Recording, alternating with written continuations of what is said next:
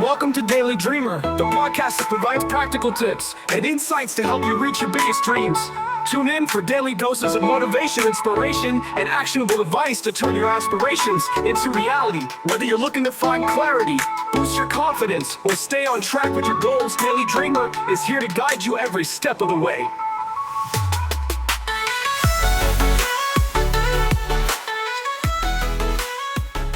All right, so ready to dive into something I know a lot of you are curious about, and that's morning routines. Yeah. We've got a whole bunch of your sources here, articles, research, even some YouTube deep dives, and it's all about how to make those first few hours really work for you. Exactly. And it's interesting, going through these, how many different approaches there are. Yeah. It's definitely not a one-size-fits-all kind of thing. Right. So we're here to kind of help you sift through and figure out what makes sense for your goals. Like a personal productivity tailor. Exactly. I like it.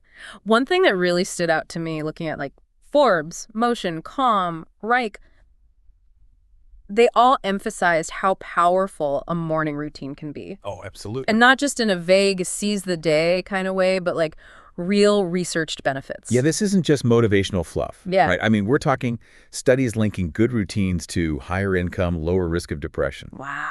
It's like you're setting the stage for success before the day even really starts. Okay, so I'm convinced it's not just me.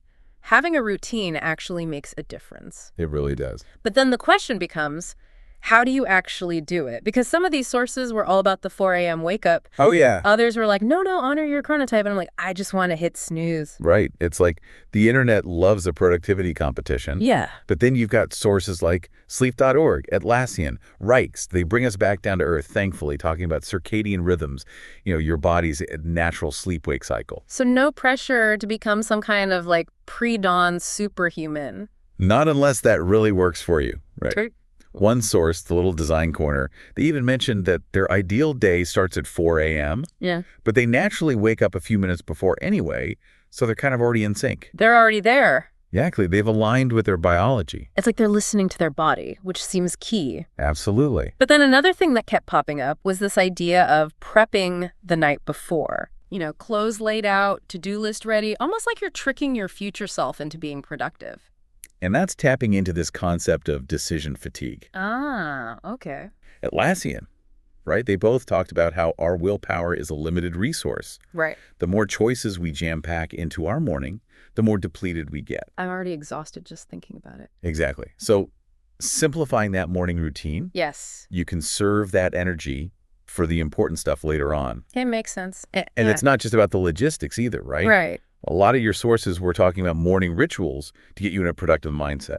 Yeah, like mindfulness, meditation, exercise, even gratitude. Like they're saying, don't just do things, be a certain way right from the get-go. Exactly. And there's actual science to back this up. Really? Oh, yeah. Forbes, Calm, Motion, they all cited studies showing even a few minutes of mindfulness, meditation can massively reduce stress, help you focus better. So it's like a mental reset button before the day gets crazy. That's a great way to put it. I like it.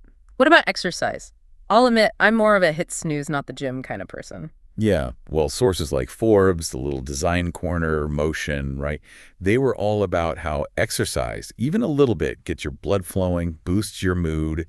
One source even said they work out outdoors to get that dose of nature too. Oh, two birds, one stone. I like that. Exactly. It's interesting, though, how many went beyond just doing the thing, but the feeling of it. Yes. Like that one source who connected their gratitude practice to their morning coffee. Oh, the good space. Yes, Yeah. It becomes this mindful moment, not just a caffeine jolt. Exactly. And that actually segues nicely into something that caught my eye from SpoonFit study, Okay. the Sacred Five. Yes. Dedicating those first 5 minutes after your routine to your hardest task. It sounds so simple, right? It does. But there's a strategy there. Okay. You've got exercise benefits, endorphins going, and you haven't even looked at your phone yet, no distractions. You're describing my ideal mental state right now. Before we get too deep into the day, though, Yes. a bunch of sources talked about refueling for your body and mind. after that initial routine push. Yeah, because productivity isn't about just going full speed for hours on end. Right. Colm brought up this concept of ultradian rhythms, these natural energy cycles we all go through. Yeah, we need those breaks. It's not a sign of weakness or anything. Exactly. Interesting. And speaking of breaks, the breakfast debate was big in these. Oh, for sure. Some like motion, they were all for it. Others more into intermittent fasting. Reich just said, experiment, see what works for you. I'm sensing a theme here. Personalization is key. It really is. Right. Absolutely. And Spoon-Fed Study had this great example.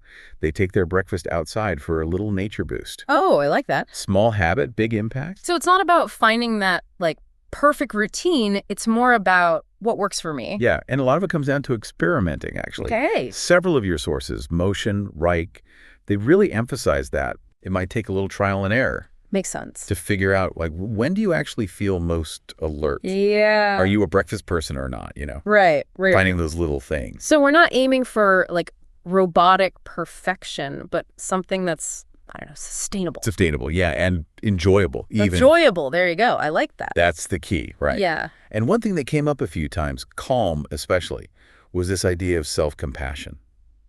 Okay. You're not going to get this right every day. Oh, for sure not. There will be days you sleep through your alarm, you need something. Life happens. Exactly. Life happens, and that's okay. Right. It's about building those habits over time. It's about the progress, not perfection. Yeah. That's it. And even on those days where, you don't get to everything on your perfect little checklist, Yeah. that doesn't mean the whole day's a wash. It's like that saying, one bad meal won't make you unhealthy, right? Exactly. Like one good one doesn't magically fix everything either. It's about the long game, the consistency. Consistency. But it shouldn't feel punishing, Right. And this actually ties back to something Mel Robbins said that I thought was really interesting. Okay. She was talking about how your morning routine, it should be for the UIU you're becoming, Ooh. not just the one you are right now. I like that. So it's not just about checking things off a list. It's about, I don't know, showing up as that better version of yourself. Yes, exactly. At the very beginning. It's almost like sending a message to your future self, like, hey, we're in this together, let's go. I'm starting to think of my morning routine less as a to-do list and more like a pep talk, I love that. but with coffee. Yes, exactly. A pep Yeah. talk with coffee. Speaking of which, remember that dopamine nerg stack idea from Spoon-Fed Study? Oh, yeah. They were saying those first few minutes after a good morning routine, it's like having this fully charged brain battery. It really is. It's that sweet spot where you're focused, you're energized, Yeah. but the distractions haven't gotten to you yet. Exactly. And that's where that sacred 5 thing comes in, right? Yes. Use that time for your toughest task. Exactly, while you're in the zone. So we're basically saying if you set yourself up for success, logistically, mentally, Right. It's not just about getting stuff done, but feeling good while you're doing it. Now you're getting it. Yeah. That's really the heart of what these sources were saying. Okay. A successful morning routine, it's not just about efficiency. It's about intentionality. Intentionality. Okay, it's about asking yourself, what kind of day do I want to create? And then actually taking those little steps to make it happen. I love that. So as we're kind of wrapping up this whole deep dive into morning routines, Yes. what are some of the big takeaways people can walk away with? I feel like we really went beyond just like the mechanics of a morning routine, Definitely. It's not just a checklist, right? Yeah. It's like we got into the why, which honestly, for me at least, is way more motivating. I agree. And if we're talking takeaways, like big picture stuff. Yeah. Number 1, gotta be consistency over perfection. Okay. Yeah. Your sources were very clear about that. They were. Start small, build on those wins. Don't beat yourself up if you miss a day. Right. It's like any habit, it takes time. Exactly. What else? 2, and this came up a lot, listen to your body. Oh, yeah, that makes sense. Whether it's your sleep cycle, are you a breakfast person, those kinds of things. Find that rhythm that works for you.